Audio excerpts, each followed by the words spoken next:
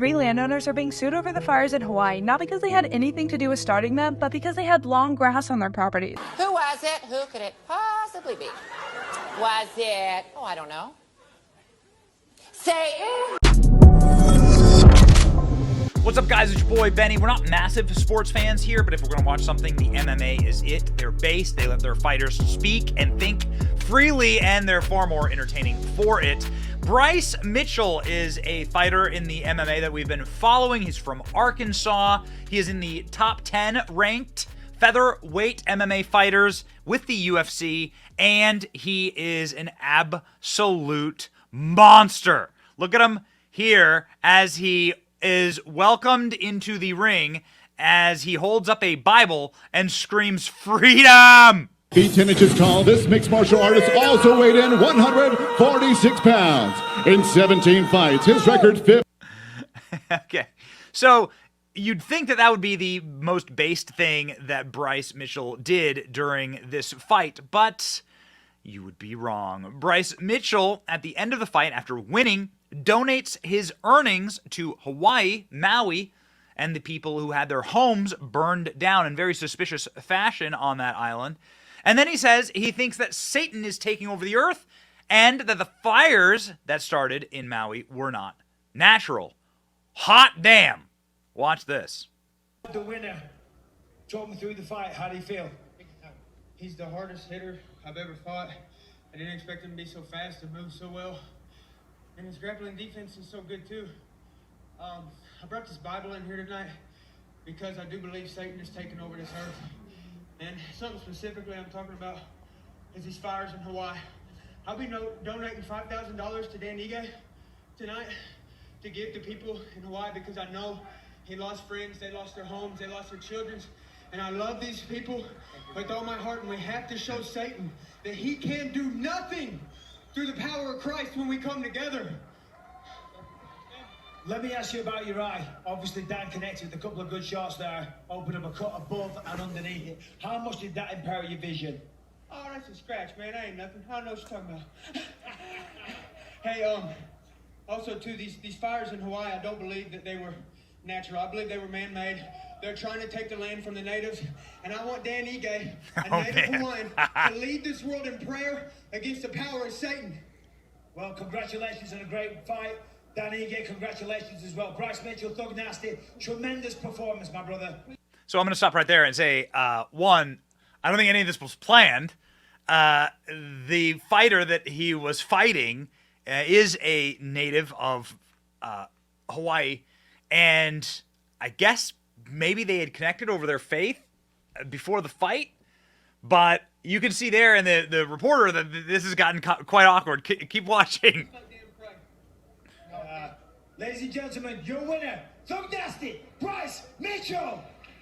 And there goes Bryce Mitchell. They are getting on the mat, and they are praying together for the people of Hawaii. Incredible. And against the power of Satan. Man, you will not see that in any other sport. That is remarkable. There's plenty to pray over, and if you've been following the news, oh, what news are you? Where are you getting this news from, Benny? InfoWars? No. How about the AP? How can you say that it's the power of Satan that that's causing harm in Hawaii? Well, describe this any other way. This, according to the AP, they blocked all the roads so that all of the families had to head back into the center of Lahaina in the middle of the fires, in the middle of an oven, to be effectively cooked or have to flee into the ocean. The AP. There was no warning and no way out. Those who dodged barricades survived. Only the people who didn't listen to the government survived.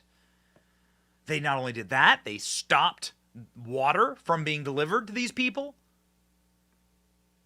Here, this is M. Kaleo Manuel.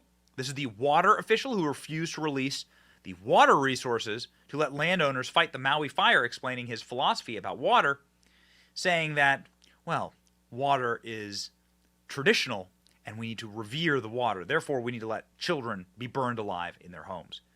It's really disgusting. There's no other way to describe it other than evil.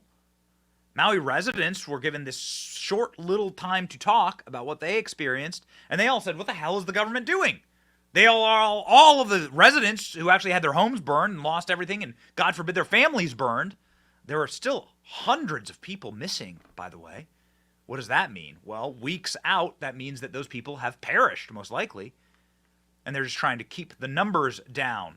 Remember, Joe Biden went there and joked about how hot it was. Ha, ha, ha. And then told everyone that he was actually the victim of the Maui fires, along with Oprah.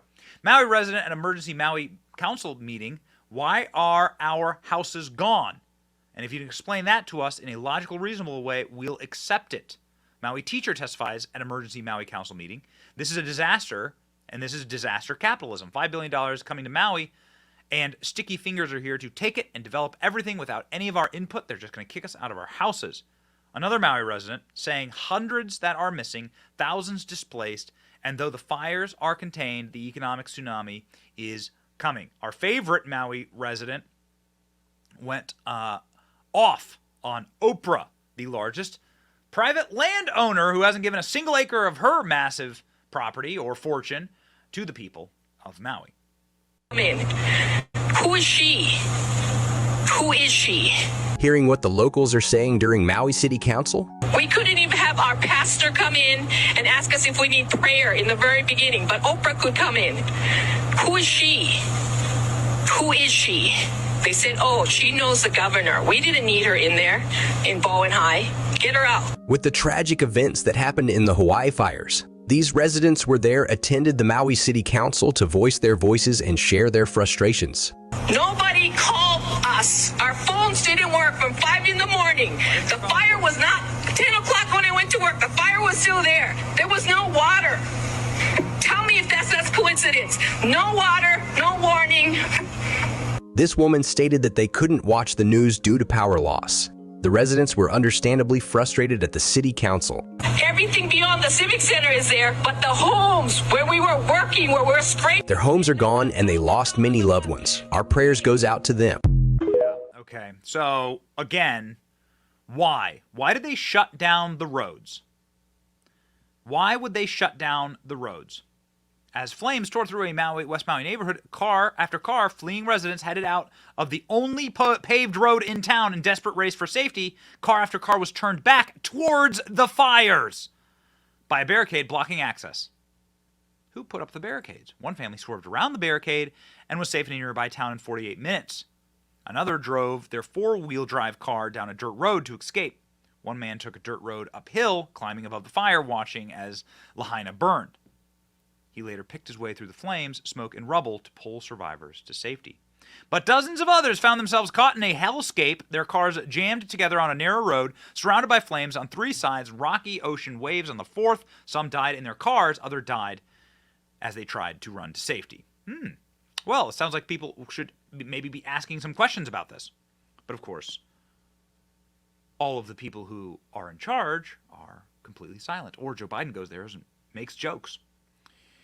There's another joke going on in the world right now, and of course that is the war in Ukraine.